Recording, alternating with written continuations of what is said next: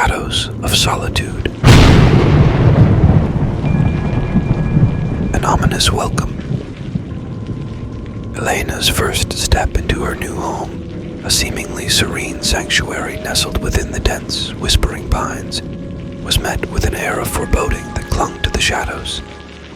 The house, while outwardly charming, held a coldness that seeped into its every crevice, an invisible weight that pressed down on her as she moved from room to room, attempting to make the space her own.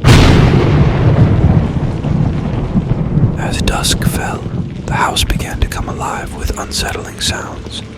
The soft, deliberate creak of floorboards above her, as though bearing the weight of unseen feet.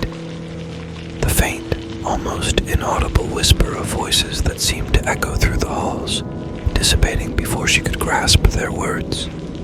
Despite her efforts to rationalize these occurrences as the natural settling of an old house, a creeping dread began to take root in her heart.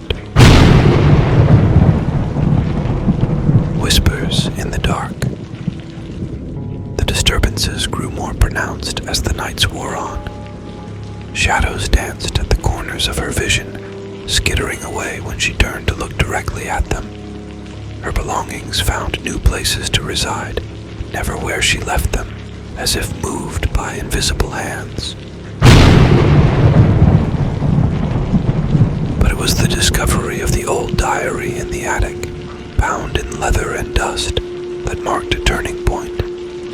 The entries were penned in a frantic hand, detailing an escalating torment by a presence described only as the Shadow. The final entry, cut off mid-sentence, spoke of a ritual to banish the darkness, a ritual left incomplete. That night, as Elena lay in bed, the house was anything but silent.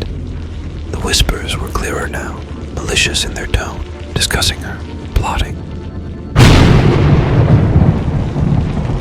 A shadow loomed at her window, then disappeared when she blinked. Heart pounding, Elena realized she was not alone. The confrontation. Driven by a mix of fear and desperation, Elena sought out Mrs. Patterson, who, after much hesitation, revealed the dark history of the land. A tragedy had occurred there long ago, birthing a curse that latched onto the house and its inhabitants. The shadow was a manifestation of that curse, a malevolent force that fed on fear and despair. Armed with this knowledge, Elena steeled herself for a confrontation. That night, the house seemed to pulsate with an ominous energy, as if aware of her intentions. The shadow appeared, no longer just a fleeting presence, but a tangible entity, its form humanoid yet utterly void of light, a darkness so deep it seemed to swallow everything around it. It whispered promises of terror, its voice a chilling blend of the countless souls it had consumed. Elena, driven by a newfound resolve, confronted the entity, reciting the incomplete ritual from the diary. The house shook, as if in the throes of an earthquake, the air charged with electricity. The shadow writhed and screamed, its form flickering, as the ritual reached its climax. Dawn of peace. As suddenly as it had begun, the turmoil ceased. The shadow dissipated, leaving behind a palpable silence. Exhausted but triumphant, Elena watched as the first rays of dawn pierced the darkness, bathing the house in a warm, golden light. The curse was broken, the spirit released from its earthly tether. In the aftermath, Elena found herself changed.